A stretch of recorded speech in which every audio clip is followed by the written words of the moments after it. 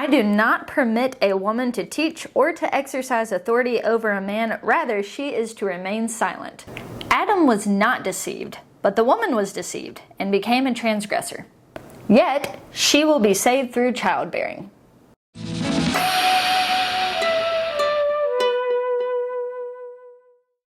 1 Timothy 2 is by far one of the most confusing passages concerning women and teaching. So today we are going to walk through this passage so we can understand what in the Holy Codex Paul is talking about here. The first key to understanding 1 Timothy 2 is to understand the context of this passage. So before this letter was even written, Paul the Apostle had become a Christian, and he was running around the Roman Empire planting churches. And as he was going about this work, he developed around him this loose church planting team, if you will. Now, one of the guys on this church planting team was a young buck named Timothy, and this is Paul's letter to Timothy telling him to go to a church in Ephesus. We see that in chapter 1, verse 3.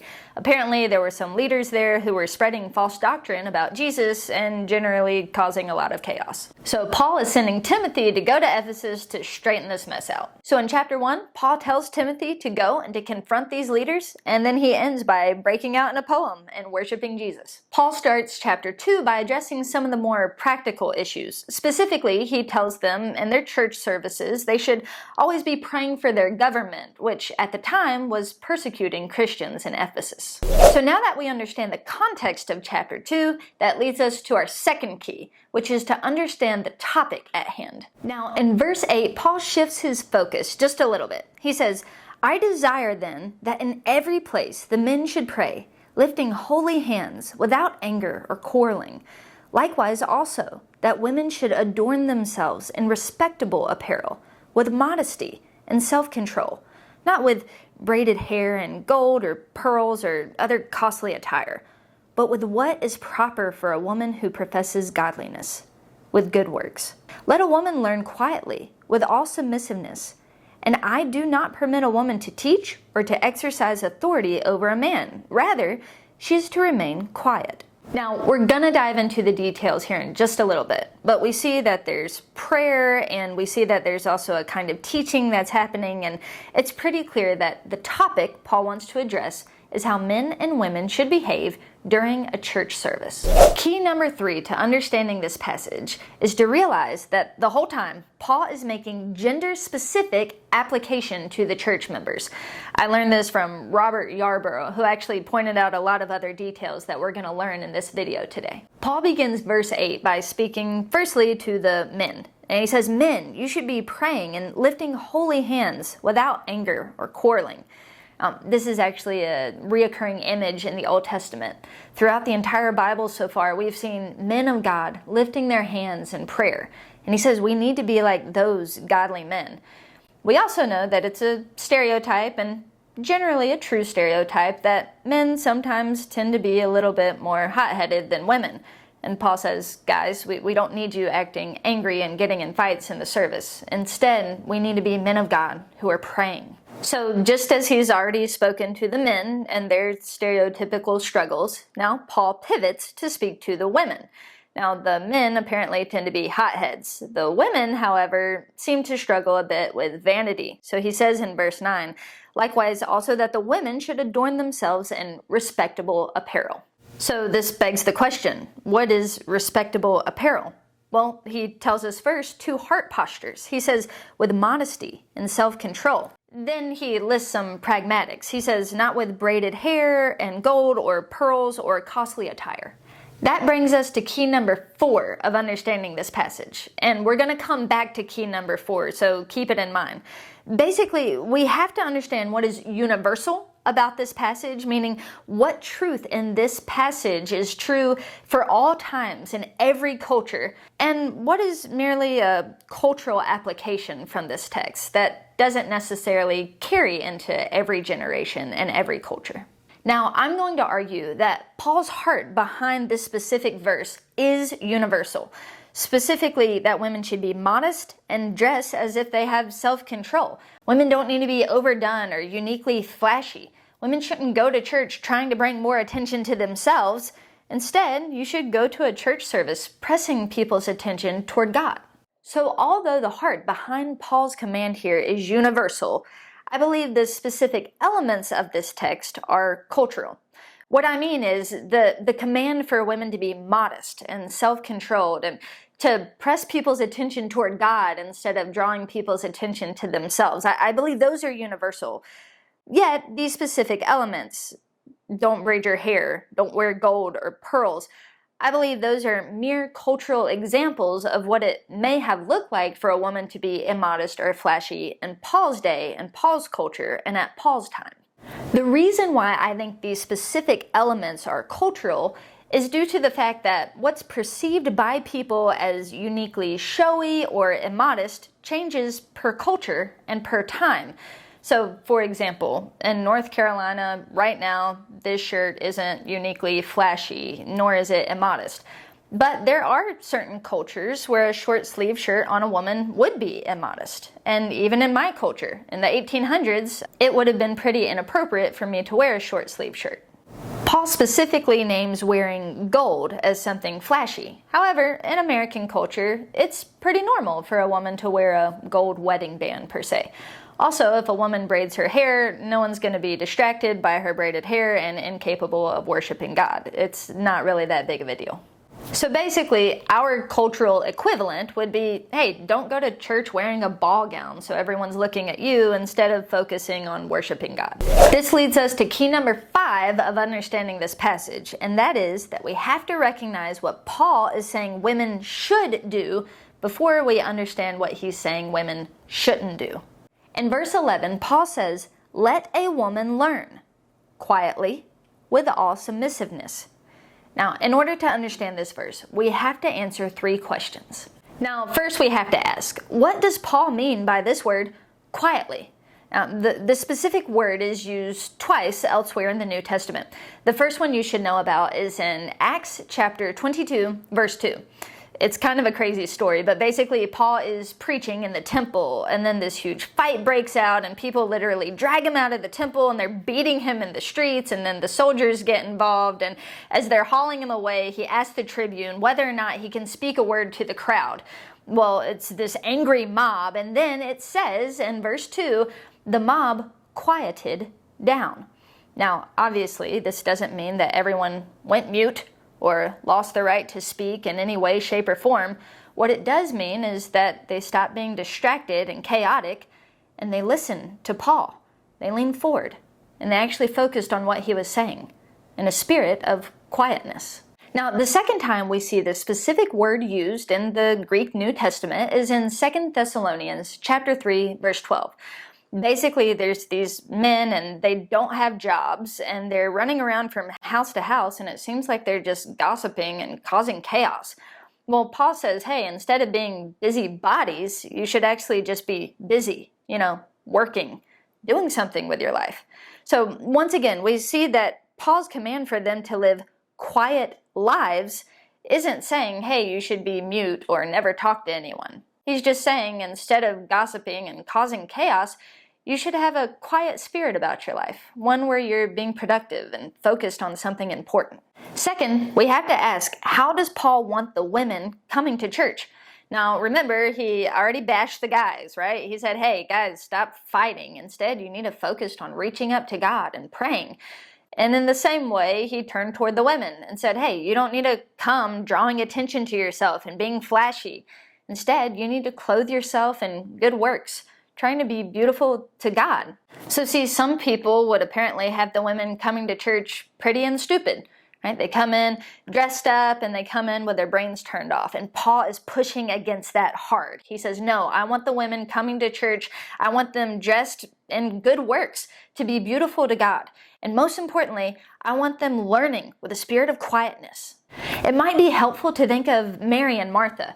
You have Martha, and she's not living a quiet life in the biblical sense, right? She's busy and she's distracted. She's worried about many things. But then you have Mary, and she's sitting, learning quietly at the feet of Jesus. And Paul says, that's what I want the women to look like in our churches. Now, Paul says that they need to be learning quietly with all submissiveness. So that begs the question, what are they submitting to? Now, the word submission actually means obedience, and it's used several places in the New Testament. I'll read one of them to you though. It's in 2 Corinthians chapter 9, the back end of verse 13. Paul tells the church in Corinth that others will glorify God because of their submission that comes from their confession of the gospel of Jesus Christ. So when we turn to 1 Timothy chapter 2, verse 11, a lot of people assume that it's saying the women should learn quietly and be submissive to the pastors. And while it's true that every church member, men and women, should all be submissive to the pastors, that kind of interpretation doesn't seem to fit with the flow of the argumentation in this passage. It seems to me, at least, that the flow of this passage places the emphasis on the verb. Women should learn. And then it just says how they should learn, quietly and with all submissiveness.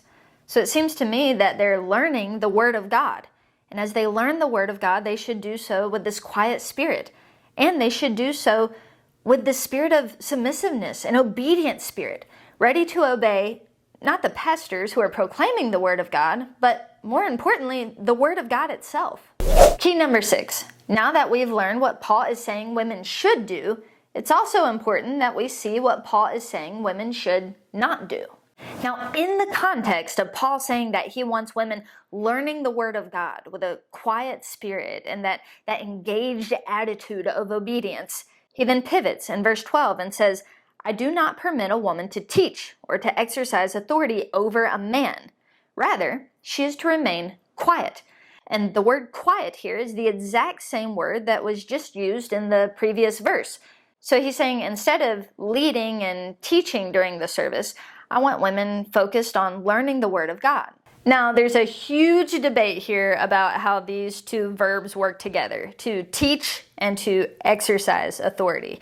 And if you really want to know a lot about Greek word couplets and how these words relate to each other, you can throw that in the comments below, and we will bump the nerd level of this YouTube channel from 5 all the way up to 10, and I would love to take you there. But for now, just know that I've already talked about these words, how they relate to each other, and basically how we can interpret this passage in this video right here, so feel free to check that out.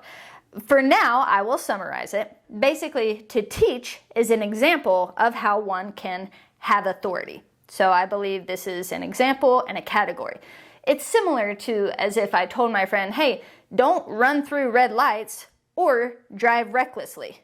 Running through a red light is an example of how a person could drive recklessly. So in short, I believe Paul is saying women shouldn't teach or exercise authority, which is a way of just saying women shouldn't be pastors of the church. Now, let's keep in mind the flow of argumentation throughout this passage, right? He's saying, hey, guys, I don't want you coming and fighting each other. Instead, be prayerful. And women, don't come and be flashy. Instead, come dressed in good works and ready to study and obey the Word of God. Then, in the context of speaking about women and how they ought to behave in a church service, he pivots to verse 12. And says, speaking of women, I do not permit a woman to teach or exercise authority over a man. So, when we gather together and we hear this one guy who's proclaiming the Word of God authoritatively, well, that's our pastor. And I think we should leave that role specifically for men alone. So just like in a biological family, where God says he wants the man taking initiative to love and serve and lead the family, Paul says we want that also reflected in the faith family. We want these pastors who are leading and taking initiative to serve to be men.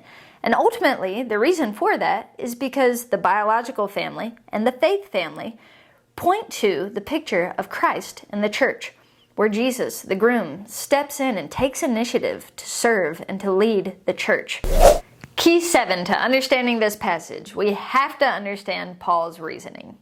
Now, Paul just said that he does not permit a woman to be a pastor. And I explained, I think the overarching biblical reason for that is because of a reflection of the gospel. However, in this specific passage, Paul gives 2 reasons. And reason number 1 is found in verse 13. He says the reason why he wants to reserve the office of pastor for men alone is because Adam was formed first, then Eve. Now, at first, this may seem like odd reasoning. But Paul's saying here that when God created Adam and then Eve, he did so because he was trying to make a theological point about marriage. mainly that men should be the ones to take the primary initiative in being a servant leader in the home. Paul's trying to bring to mind here the creation story, where Adam was created first, and then Eve was created as a helper to Adam. Now, don't get confused. The word helper here doesn't just mean lackey or gopher of some sort.